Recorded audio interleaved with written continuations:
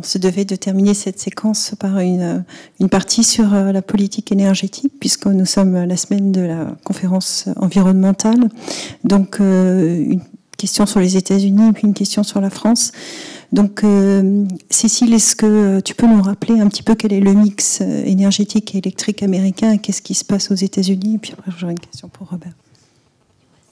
Oui, alors, le mix... What's... Oh, sorry. Oh, I'm sorry.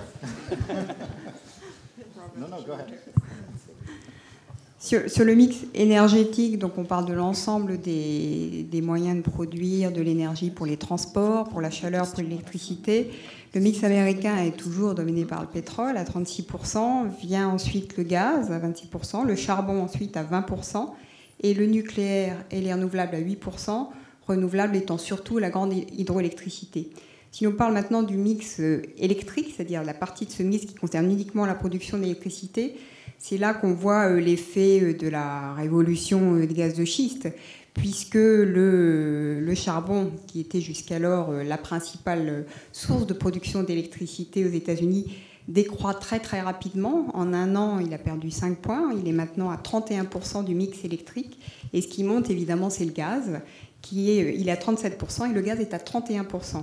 Donc cette rapidité est due à la très grande compétitivité du gaz de schiste aujourd'hui aux États-Unis.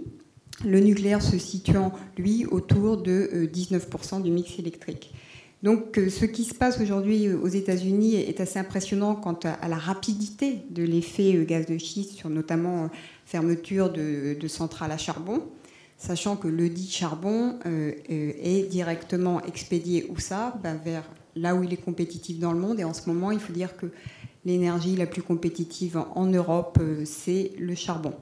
Donc, énorme paradoxe.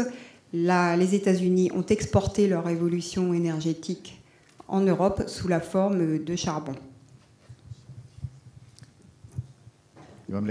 Yeah, we're just going to burn gas in the United States. It's cheaper than air.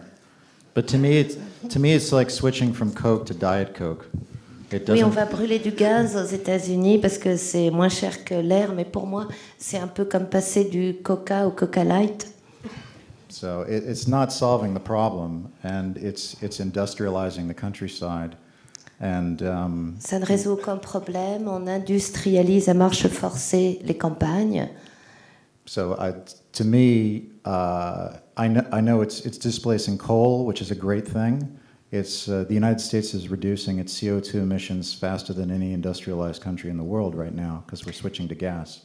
Et comme effectivement on remplace le charbon par le gaz, les États-Unis sont le pays actuellement, je pense, qui réduit le plus rapidement de tous les pays ses émissions de CO2.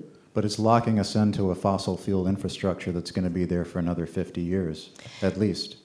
Mais cela nous condamne à demeurer dans ces schémas, cette infrastructure totalement dominée par les combustibles fossiles, et on va y rester encore pendant des décennies. But the economics are undeniable, and it's an unstoppable process. So I think the United States is going to burn gas, and we're going to forfeit our place in the world with nuclear power, and the Chinese are going to dominate the world with nuclear power. We'll be buying reactors from the Chinese in 20, 30, 40 years.